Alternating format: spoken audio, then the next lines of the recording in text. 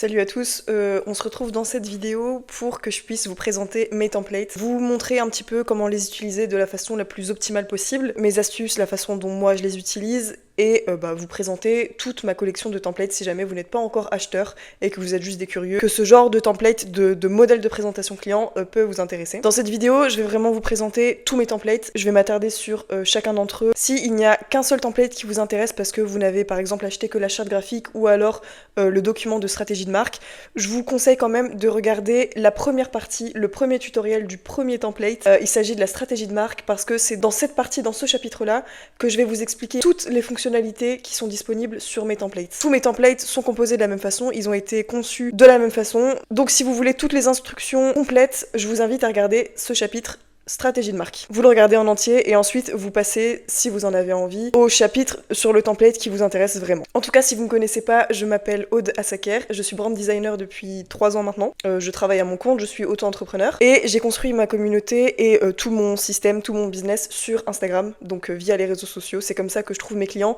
c'est comme ça que j'ai créé ma communauté. Je suis extrêmement proche d'ailleurs des personnes qui me suivent, on échange énormément au quotidien et comme je le disais, moi, presque 100% de mes clients proviennent des réseaux sociaux et notamment d'Instagram. Au fil des années, je me suis créé une petite base de modèles, de templates on va dire, de présentation client que je sortais à chaque fois que j'avais une prestation pour pas recommencer à chaque fois de zéro. Forcément quand je débutais, je recommençais à chaque fois de rien, je prenais un document vierge et je me disais ok là je vais faire une présentation sur mesure pour mon client. Bon alors c'est hyper bien, c'est hyper personnalisé, mais c'est pas du tout efficace ni nécessaire de faire ça. Et du coup il y a quelques mois de ça, je me suis créé vraiment tout mon process client sous forme de template, sous forme de modèles déjà existants, prédéfinis, et je les propose à la vente sur ma boutique en ligne à des tout petits prix. Et aujourd'hui j'ai envie de montrer à quoi ils ressemblent, comment on les utilise et à quel point ils peuvent être pratiques pour des graphistes freelance comme moi. À l'heure où je vous parle, on est en mars 2025. J'ai actuellement 7 templates au total sur ma boutique. Je vais y revenir en détail comme je vous disais. Mais ces templates-là, je les fais évoluer au fur et à mesure en échangeant avec ma communauté, avec les clients de ces templates pour savoir quels sont leurs retours, quelles sont les modifications qu'ils aimeraient avoir à propos de ces templates. Tout récemment, j'ai fait justement une grosse mise à jour sur tous mes documents et je me suis dit que c'était l'occasion d'en faire une vidéo, de montrer un petit peu leur utilisation au format vidéo. Et du coup, c'est ce qu'on va faire tout de suite. Alors, j'ai l'écran de mon ordi juste en face de moi, c'est pour ça que je vous regarde pas forcément droit dans les yeux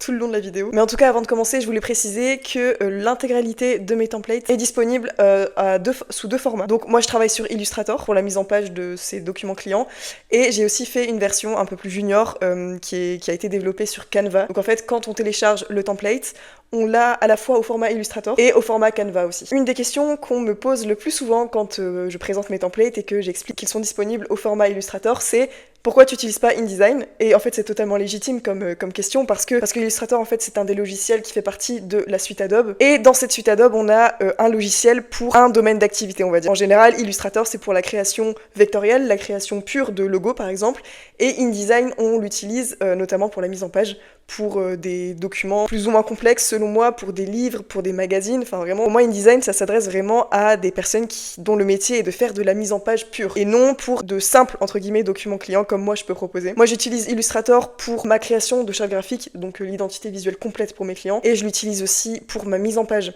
Je vais vous montrer qu'au final c'est largement suffisant d'utiliser Illustrator pour ce genre de mise en page, parce que d'un côté moi je me suis rendu compte que c'était beaucoup plus pratique. J'ai commencé mes mises en page de charte graphique et de mes autres documents clients sur InDesign, simplement je me suis rendu compte que c'était pas optimal pour moi de jongler entre les 2 logiciels, vous voyez. Surtout que j'utilise aussi Photoshop pour mes mock-ups. Donc pour chaque projet client, je me retrouvais avec mes 3 onglets ouverts, Photoshop, Illustrator, InDesign. Je me suis rendu compte qu'en fait, ma mise en page, elle se faisait tout aussi bien sur mon plan de travail sur lequel je faisais aussi ma charte graphique. Mais en tout cas, pour mes besoins en termes de mise en page, Illustrator fait largement le travail. Si un jour je suis amenée à faire de la mise en page pour un gros magazine, un gros livre, là ok j'utiliserai InDesign pour des réglages et un outil plus précis, mais en tout cas aujourd'hui Illustrator me convient parfaitement. Je suis pas en difficulté, j'ai tous les outils qu'il me faut, et puis le principal c'est que ma présentation reste très professionnelle. On va commencer dans un premier temps avec le template de stratégie de marque. Ce document là je l'ai appelé stratégie de marque et direction artistique parce qu'en fait c'est un document qui va venir en amont de la création de l'identité visuelle. On va venir réfléchir à l'ADN de la marque, à sa mission, à sa vision, on va lui définir ses valeurs, son concept et sa direction artistique. Ici, on va venir écrire ce qu'on va ensuite transmettre visuellement. Donc en fait, là, on est au tout début du process client. On va venir aider le client à poser les bases de sa marque pour qu'il ait un storytelling, en tout cas quelque chose de pérenne qui va durer dans le temps. On va lui établir une stratégie pour pas simplement lui balancer un logo et une palette de couleurs. On va en amont réfléchir à une stratégie pour qu'il puisse utiliser toute son identité de marque, qu'elle soit visuelle ou au niveau de la stratégie, le plus longtemps possible dans le temps et qu'il fasse pas des mises à jour sans arrêt, des rebrandings tous les 2 jours. Donc voici comment se présente le template sur Illustrator. On a plusieurs plans de travail. Moi j'aime bien les disposer de cette façon, j'ai pas trop d'explications à ça, mais j'ai l'habitude de les mettre de cette façon verticale. Si tu viens dans l'onglet plan de travail juste ici, les 3 petits tirets. Alors moi je suis sur Mac, juste pour info. Tous les raccourcis que je vais utiliser et toute l'interface c'est Mac. Et on va venir dans réorganiser tous les plans de travail si jamais on a envie de les disposer d'une autre façon. On va pouvoir jouer avec les colonnes et la façon dont vont être ajoutés les nouveaux plans de travail. Je vais vous montrer, là on a choisi 5 colonnes, hop. Voilà, en fait c'est comme bon vous semble, vous pouvez changer comme ça vous plaît. Moi je vais rester, hop, avec mes 2 petites colonnes, j'ai l'habitude. Voilà. Alors, on va regarder brièvement de quoi se compose ce template. Donc, comme je vous montrais, on a plusieurs plans de travail, on en a 32 au total. Et en fait, on va avoir plusieurs parties à propos de la marque. Le positionnement, il faut savoir que chacune des parties est pré-remplie. Et c'est pas du lorem ipsum, c'est pas du blabla. Ici, on a des vraies indications précises sur les informations que vous allez devoir fournir et renseigner, que vous allez pouvoir adapter aux informations et à l'entreprise de votre client. Donc là, en fait, on part pas de zéro du tout, on se laisse juste guider par ce que j'ai écrit. J'ai essayé de faire un document le plus complet possible. Moi, personnellement, j'ai eu un diplôme en marketing digital, et du coup, mes 5 ans d'études étaient basés vraiment sur la stratégie de marque. Et en fait, ça, c'est un petit peu le fruit de mon expérience pro, mais aussi de mon expérience au niveau de mes études. Donc, on est sur le positionnement. Dedans, on a la définition du positionnement, les avantages concurrentiels et la justification de ce positionnement-là, les valeurs de la marque, sa mission, la vision. À chaque fois, je précise, hein, franchement, ça peut paraître un peu abstrait ce que vous voyez, mais dans tous les cas, tout est bien indiqué. La cible, qui est très très important. L'analyse de la concurrence. La direction artistique, en fait, la direction artistique, ça va être ce qui va définir la prochaine étape du process client. Ici, on est sur la stratégie de marque. La seconde étape, vous verrez, c'est la création de la charte graphique. Et dans cette étape de stratégie, on va venir, en tout cas, ça c'est mon process. Vous pouvez venir l'adapter de la même façon pour votre business si vous le voulez. Mais en tout cas, moi, avant de définir la charte graphique, je viens proposer à mon client 2 directions artistiques après avoir planché sur la stratégie de sa marque. Là, je vais lui proposer 2 concepts visuels. Vous pouvez lui en proposer plus ou juste un.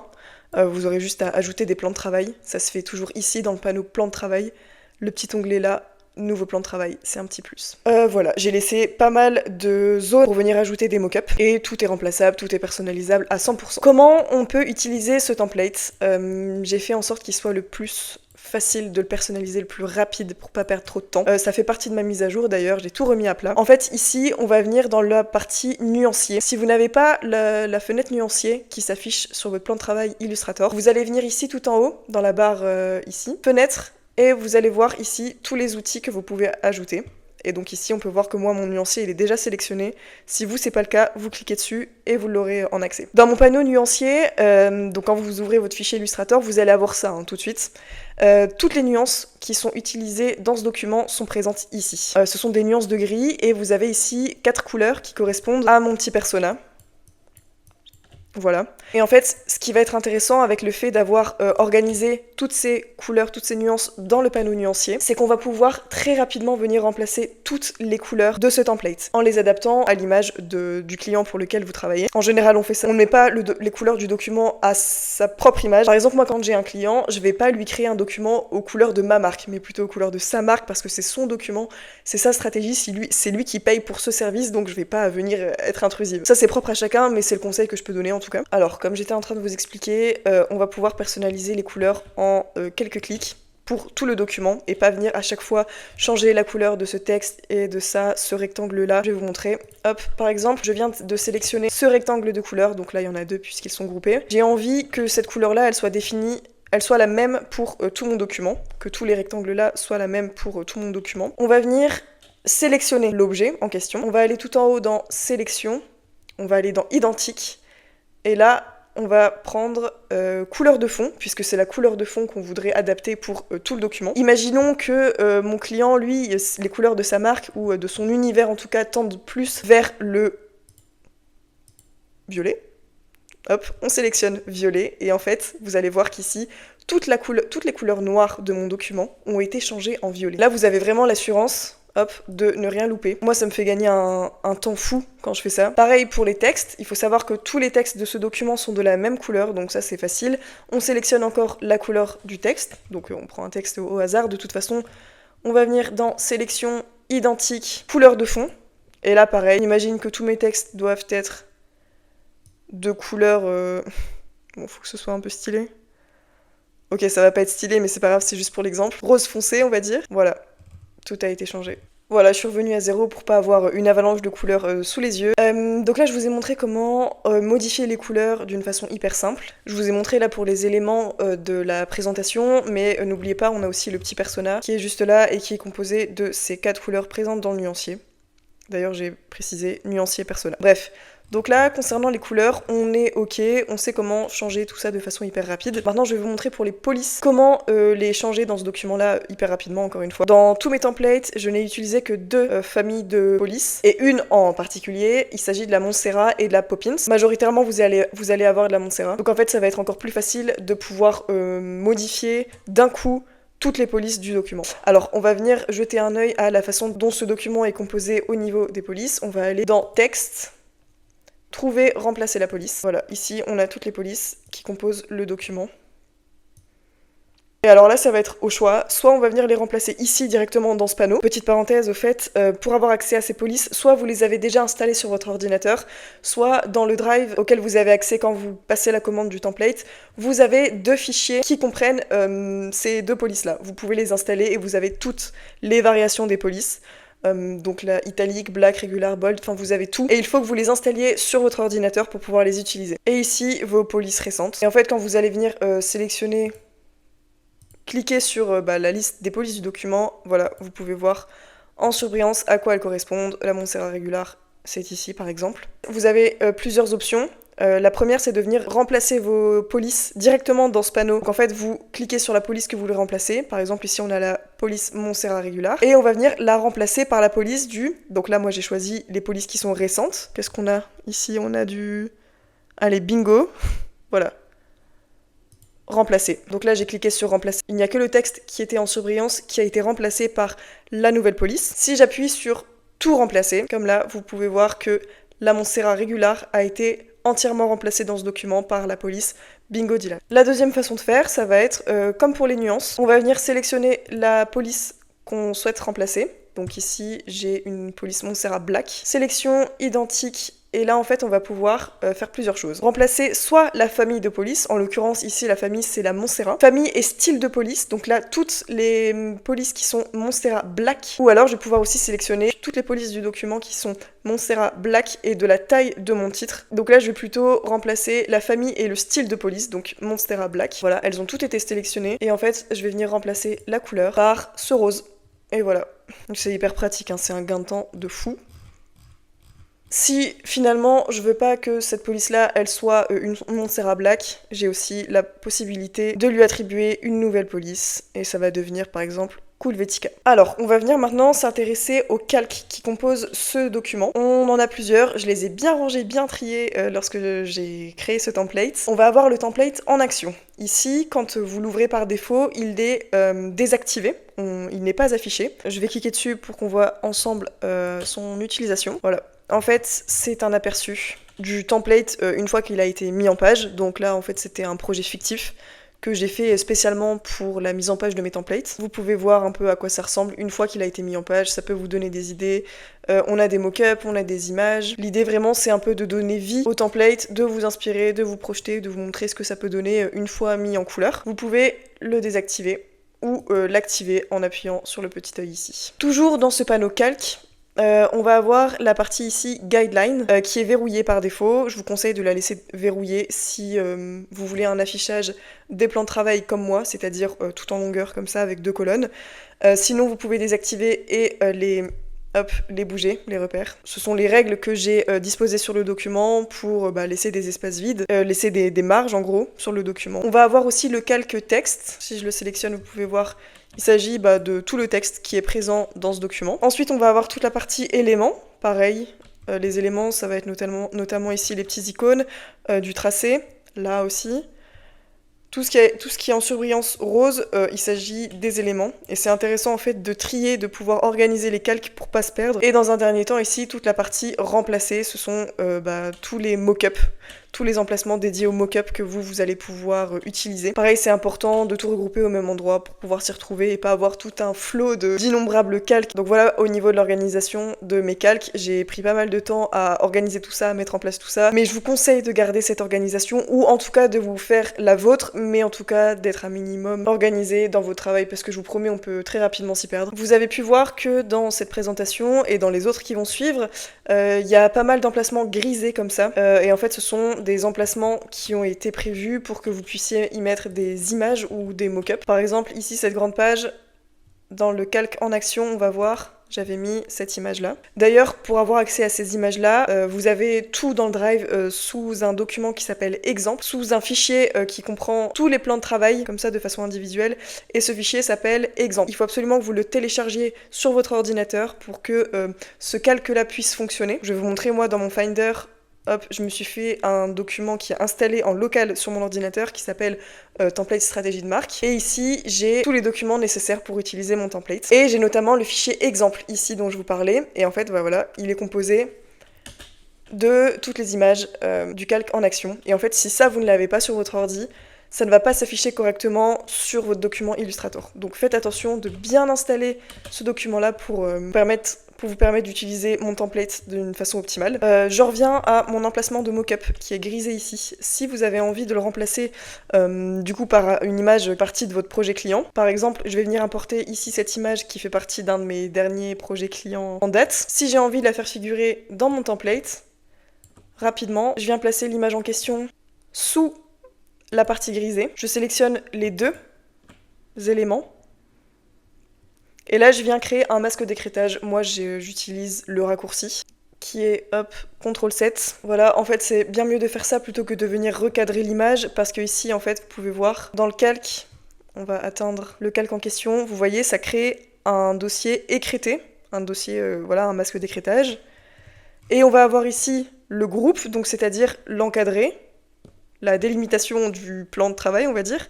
Et ici, on a mon image que j'ai importée et en fait, je peux venir la bouger à l'intérieur du cadre, à l'intérieur du masque d'écrêtage. Donc en fait, voilà, je peux venir le redimensionner à l'intérieur du masque. Et c'est pas définitif comme un recadrage où là, on coupe totalement l'image et on peut pas revenir à sa taille précédente. Là, au moins, j'ai la flexibilité de pouvoir la repositionner, la redimensionner comme j'en ai envie. Je pense que c'est tout pour le template de stratégie de marque. N'hésitez pas à me poser des questions en commentaire si vous en avez, si vous voulez des astuces. En termes de raccourcis aussi, je sais que j'en utilise souvent. Là, je vous ai montré le masque d'écrêtage, mais en vrai, j'utilise d'autres choses. Pour les templates qui vont suivre, je vais simplement vous parler de leur utilisation et je vais balayer les différents plans de travail pour vous montrer de quoi ils sont composés, mais je vais pas revenir à chaque fois sur comment remplacer les polices, comment remplacer les nuances de couleurs, etc. Donc assurez-vous d'avoir bien regardé cette première partie jusqu'au bout et comme ça, vous allez pouvoir dupliquer toutes les instructions sur chacun des templates que je vais vous expliquer maintenant. On est parti maintenant pour le template de charte graphique. Après avoir bien bossé sur la stratégie de marque, après lui avoir défini son ADN, après avoir analysé sa concurrence, son marché, on a défini ses 2 directions artistiques ou plus. Normalement, le client a choisi le concept créatif qui lui plaisait le plus à travers des moodboards, à travers toute une étude qui va lui permettre de faire un choix. On va maintenant pouvoir traduire tout ça de façon visuelle avec la charte graphique. Alors, c'est un template qui se compose exactement de la même façon que le document précédent. On a ici tous nos calques encore une fois, on a notre nuancier qui est composé de nuances de gris, cette fois-ci on n'a pas de couleur. Le calque en action qui est toujours fonctionnel uniquement si on installe bien le document avec tous les fichiers exemples. On va voir à quoi ça correspond, voilà. On a toujours le même projet fictif. Comme ça, vous avez encore une fois quelques exemples, quelques idées pour vous projeter. Et on va venir un petit peu regarder de quoi est composé le document de charte graphique. Alors, c'est vraiment un document qui est hyper modulable, hein, comme tous les templates que je vais vous présenter. Si pour vous une charte graphique c'est moins complexe que ça, ou plus complexe que ça, que vous avez besoin de plus d'informations, vous pouvez très facilement venir dans les plans de travail pour ajouter ou supprimer des des pages. Pareil, dans chacune des pages, ce n'est pas du blabla que je vous ai écrit, il y a vraiment des indications à suivre, je vous aiguille et je vous guide au fil des pages pour pas que vous partiez de zéro ou que vous soyez perdu, que vous oubliez des informations importantes à mentionner sur ce document de charte graphique. Des espaces dédiés aux mock-up, aux images clients. Enfin bref, je pense que chaque graphiste, chaque designer a sa propre façon de faire ses chartes graphiques. Ce que je vous propose, c'est pas une vérité absolue, c'est simplement ma façon de faire à moi. Quand j'ai une prestation pour un client qui a besoin de quelque chose de suffisamment complet, je vais lui proposer ce genre de document-là. Ça m'arrive aussi très régulièrement, notamment à travers ma prestation mini-budget, de retirer des pages, parce que c'est une prestation très simplifiée pour des clients qui ont un budget très restreint et qui n'ont pas besoin de toute la panoplie d'une charte graphique, ils ont besoin simplement des éléments essentiels entre guillemets. Donc voilà, vraiment, vous l'adaptez comme vous voulez. Là, dites-vous juste que c'est une base de travail, une bonne base de travail suffisamment complète, à mon sens. Et on va venir balayer chacune des pages. On va avoir encore une fois une partie à propos du projet pour venir résumer un petit peu ce qu'on a dit en amont dans la stratégie de marque. À propos du projet, à propos de la marque, le mood board. Ici en général, on va simplement reprendre la direction artistique qui a été validée par le client en amont, toujours au sein de la stratégie de marque. Ici, on a toute la partie logo qu'on va venir décliner, les variations de couleurs pour montrer un petit peu la façon de jouer avec les contrastes, la zone de protection du logo. On arrive ensuite aux palettes de couleurs. Ici, les polices, les typographies, les éléments iconographiques, les motifs aussi. Une partie photographie et une partie social media. Si le client il est vraiment très présent sur Instagram par exemple, c'est intéressant de lui faire cette partie dans sa charte graphique. Comme ça, il va savoir comment l'utiliser sur ses réseaux sociaux. Et la page de fin. Sachez que sur mon compte Instagram, j'ai énormément d'exemples de chartes graphiques que je partage régulièrement dans mon feed. Tous mes projets clients presque, je les publie sur Instagram. Je montre en toute transparence comment je crée. Je montre aussi certaines pages de mes chartes graphiques. Et en fait, ça va vous permettre de vous inspirer, de voir comment moi je procède, comment j'utilise mes templates. Voilà, si vous avez besoin d'inspiration sur la façon d'utiliser vos templates, vous pouvez vous référer à mon compte Insta, il regorge vraiment de projets clients. Vous pouvez fouiller, je sais qu'il y en a beaucoup qui font ça, qui font des screens même. Il y a une personne qui m'a déjà rapporté qu'elle faisait beaucoup de screens pour pouvoir s'inspirer, pour pouvoir voir comment je fais mes mises en page, comment j'utilise tel ou tel template. Je vais maintenant vous montrer le template de Brandboard. Donc là, au niveau du process client, on est par exemple dans un petit ajout. Vous pouvez proposer cette fiche Brandboard comme un petit élément supplémentaire, un ajout bonus, ou je sais pas comment vous pouvez présenter ça, en plus de la charte graphique. Ça permet en fait à votre client d'avoir un petit résumé des choses vraiment essentielles de sa charte sur une feuille pratique, et pas être obligé d'aller feuilleter dans les méandres de sa charte graphique, dans toutes ses pages, et de s'y perdre.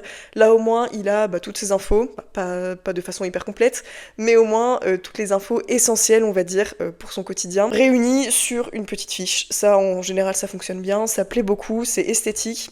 Encore une fois, on va utiliser le calque en action pour voir à quoi ça peut ressembler. Donc vous voyez, on reprend vraiment tous les éléments essentiels. Là, on rentre pas vraiment dans le détail, mais ça vous permet un petit ajout. Si vous voulez donner un petit peu plus de valeur à un de vos services, vous pouvez y ajouter ce genre de petites fiches Brandboard. C'est toujours un plus pour votre client. Alors là, je viens d'ouvrir 3 documents en même temps parce que c'est un pack de 3 templates que je propose à la vente sur ma boutique et qui fonctionnent très bien ensemble puisqu'il s'agit d'un pack un peu administratif, comptable on va dire. Il s'agit de 3 templates sur le devis, la facture et le template de contrat. Le contrat, c'est une nouveauté 2025 qui fait partie de ma toute dernière mise à jour. Ça a été une énorme demande de la part de ma communauté et donc j'ai développé cette année le template de contrat qui va rendre service à pas mal d'entre vous, j'en suis certaine. On va d'abord commencer par le template de devis. Donc c'est un A4 tout bête. On a les infos importantes, on a les infos de base. Faut savoir que je précise à chaque fois que je ne suis pas comptable, je suis pas avocate. Et ce genre de devis-là est normalement universel, mais en fonction du cas par cas, il va falloir peut-être soit enlever des informations, soit en ajouter, les adapter à la nature de votre entreprise. Si vous êtes une SAS, une EURL, une auto-entreprise comme moi, avant de balancer ce genre de document à vos clients, il faut toujours se renseigner pour voir si toutes les infos qui figurent sur vos documents sont correctes et correspondent à 100% à votre business. Comme d'habitude, c'est quand même une très bonne base pour commencer si vous partez de zéro, si vous ne savez pas quelles informations faire figurer. Votre numéro de sirène ou de ciré, numéroter le devis, la date d'émission, la durée de validité. Dans la partie calque, on va pas avoir cette fois-ci le calque en action parce qu'on n'a pas besoin que ce genre de document soit très fancy, bien que rien ne vous empêche de faire un truc stylé. Mais on va retrouver les guidelines, la partie texte et la partie éléments, donc ça va être tout ce qui est rectangle, etc. On va passer ensuite au template de facture, ça va être le même format, un A4 assez simple. Pareil ici, j'ai mis toutes les informations qui sont importantes de façon universelle, et le template de contrat qui est donc le petit dernier de la collection. Ce sont des formats A4 encore une fois, qui reprennent les informations importantes pour encadrer une prestation de graphisme en tant que graphiste indépendant. Dedans, on va y retrouver chacun des articles qui sont indispensable à faire figurer dans ce genre de contrat pour vous protéger, pour être transparent envers votre client et pour lui indiquer un petit peu toutes les modalités de la prestation que vous vous apprêtez à effectuer en collaboration. En fait, dans chacun des articles, j'explique quelles sont les mentions importantes à faire figurer. On va avoir notamment la cession des droits d'auteur qui est indispensable quand on est graphiste, les conditions générales de vente, un indispensable aussi, l'article sur la confidentialité, et voilà, je précise toujours que vous devez vérifier vos informations en vous adressant à une personne ou à un organisme compétent, parce que moi je ne détiens pas la vérité absolue. Chaque business comporte ses propres modalités, ses propres contraintes, et ce qui va figurer dans mon contrat à moi ne va pas pouvoir être dupliqué sur votre prestation à vous par exemple. Mais comme je le dis toujours, c'est une bonne base de travail, et si vous partez de zéro, je pense que c'est un indispensable. Je vous présente maintenant une nouveauté 2025, encore une fois, c'est quelque chose qui m'a été énormément demandé par ma communauté. C'est le template de portfolio qui a été mis en page pour être adapté sur Behance, pour être mis en page sur Behance. Désolée si c'est pas comme ça qu'on prononce, j'ai toujours du mal avec ce site, je sais pas comment on dit, Behance. Dites-moi dans les commentaires si c'est la bonne prononciation. Mais en tout cas, si vous connaissez pas ce site, pour moi c'est un indispensable en tant que graphiste ou designer en général. C'est un site qui fait partie de la famille Adobe d'ailleurs. C'est un peu un réseau social, on va dire, qui permet à tous les créateurs de contenu, tous les artistes, de publier son travail et aussi ses portfolios. Et en fait, la particularité de Behance, c'est que tous les contenus sont au format comme ça, très vertical, très longiligne. Et c'est de cette façon que j'ai voulu concevoir mon propre portfolio et que j'en ai fait un template. Je me suis dit que c'était une bonne solution, que si on n'a pas de site web pour mettre en ligne son portfolio, Behance, c'était vraiment l'endroit génial, c'était vraiment l'endroit le plus approprié pour pouvoir le publier. Après, comme vous allez pouvoir le voir, au niveau des guidelines, j'ai démarquer chacune des pages pour que ce template puisse être découpé et qu'il soit utilisé de la même façon que les autres templates, c'est-à-dire sous forme de plusieurs pages. Vous voyez ce que je veux dire ? Plutôt que d'être sous forme très, très verticale comme ça, on va pouvoir par exemple suivre ce rectangle ici et en faire un plan de travail isolé. Bref, moi je l'ai utilisé de cette façon, et d'ailleurs on va activer le calque en action. Et voilà, on se retrouve avec mon portfolio perso cette fois-ci. C'est pas un projet fictif, c'est vraiment mon propre portfolio. Comme ça, vous pouvez vous inspirer, vous pouvez reprendre ma façon de faire. Bon, ça sert à rien de faire un copier-coller, parce que ce serait dommage de pas vous montrer votre propre travail, écrire vos propres phrases, vos propres descriptions. Essayez d'être un maximum dans votre personnalité, dans votre univers graphique, parce que là, le but, c'est vraiment de démontrer à vos prospects que vous êtes créatif, que vous avez un univers propre à vous, et pas que vous allez copier tel ou tel designer. Là, je vous mets ça, encore une fois, c'est pour vous inspirer, c'est pour vous donner une idée de ce à quoi peut ressembler ce template une fois qu'il a été mis en page. L'idée, c'est pas de faire un copier-coller de ce que moi j'ai fait. On va venir regarder ce qu'on a dans ce petit template de portfolio. On a ici la page de présentation, et en fait, on va pouvoir venir mettre en lumière 3 projets. Encore une fois, vous adaptez ce template comme bon vous semble. Vous voyez ici, on a un projet, un second, un deuxième. On peut venir dupliquer ce plan de travail-là pour en faire un projet 4. Ou alors réduire ou en ajouter, c'est comme vous voulez. J'ai fait en sorte que ce soit le plus modulable possible et personnalisable à l'infini. On retourne dans le premier projet. Donc encore une fois, on a de l'emplacement pour des mock-ups. Pas mal de mock-ups, pas mal d'explications, de façons de justifier ces choix pour montrer notre propre raisonnement à notre public, à nos prospects. Ici, on va pouvoir aussi montrer les logos qui composent le projet. Moi, c'était le projet Philippette.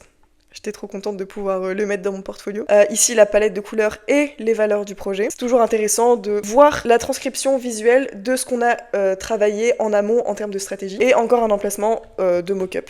On a la même chose pour le projet numéro 2. Pour le projet 3, c'est pareil. Ici, on a une section avec les avis clients. Alors, moi, j'en ai mis quelques-uns. Encore une fois, c'est possible de moduler, d'en ajouter, de modifier la mise en page. Moi, j'ai fait de cette façon. Et ici, on a l'avant-dernière page sur laquelle on propose à notre prospect de rester en contact. On lui explique comment nous contacter, quels sont nos réseaux sociaux et quel est le process client en gros. Et voilà, la dernière page, à bientôt. Alors, comme je vous expliquais, ça fait maintenant un petit moment, ça fait plusieurs mois que j'ai proposé mes templates à disposition sur ma boutique en ligne. Et du coup, j'ai pas mal de clients qui ont craqué pour chacun de mes templates. Et je peux maintenant vous dire quelles sont les questions qui reviennent le plus lorsqu'ils utilisent mes templates. J'ai envie de recenser un petit peu tout ça ici. Dans un premier temps, j'ai envie de revenir sur cette question de fichiers exemples. Vous savez, les fichiers fichiers qui composent le calque en action. Et si vous oubliez de les importer, de les télécharger sur votre ordinateur, ils ne vont pas s'afficher du tout quand vous allez ouvrir votre document Illustrator. Vous allez avoir un message d'erreur qui vous indique qu'un fichier lié est manquant. Et en fait, ça va venir de là, des fichiers que vous n'avez pas téléchargés, les fichiers exemples qui sont manquants et qui ne peuvent pas s'intégrer dans votre document Illustrator. Donc ça, je le répète, faites bien attention, s'il vous plaît, de télécharger l'intégralité de ce fichier exemple et de bien les installer dans un document sur votre ordinateur. Je conseille encore une fois de vous faire un document où vous regroupez tous vos templates, tous les éléments qui composent vos templates, un document dédié à tous ces fichiers-là. Dans le même registre, on a aussi les typographies qui sont manquantes, les polices manquantes. Ça pareil, vous allez avoir un message d'erreur et même l'affichage sur Illustrator sera un peu biaisé parce que vous n'avez pas votre police qui est téléchargée sur votre ordinateur. Donc je vous invite à bien vérifier que vous disposez de la police Montserrat et la police Poppins sur votre ordinateur. Si c'est pas le cas, dans le fichier Drive, le fichier police, vous allez retrouver toutes les polices qui composent le document Illustrator et il vous suffit de cliquer dessus pour les installer sur votre ordinateur. Assurez-vous aussi d'avoir les dernières mises à jour de vos logiciels Adobe. En tout cas, le logiciel Illustrator, il faut qu'il soit mis à jour, que ce ne soit pas une version craquée. De toute façon, tout ça, c'est précisé sur mon site, c'est précisé un peu partout, que pour utiliser d'une façon optimale tous mes documents, tous mes templates au format Illustrator, il faut une version à jour et une version non craquée. J'espère avoir été suffisamment complète dans mes explications à propos de mes templates. J'espère avoir pu vous donner des pistes, avoir pu vous aider à utiliser au mieux tous mes documents. Peut-être aussi que ça vous a donné envie de vous les procurer. Dans ces cas-là, je vous propose de vous rendre sur mon site internet lebureau.fr et vous retrouverez dessus tous mes produits. Sachez que si vous avez des questions, n'hésitez pas à me les poser en commentaire. Je suis aussi hyper réactive sur Instagram. D'ailleurs, si vous ne me suivez pas encore, je vous invite vivement à venir me rejoindre. Je partage énormément de mon quotidien d'entrepreneur. Je partage beaucoup mon travail et aussi toutes mes actus, toutes mes mises à jour, mes nouveautés, etc. Et je pense que c'est tout. Donc je vais vous souhaiter une belle journée ou soirée et on se retrouve sur les réseaux sociaux.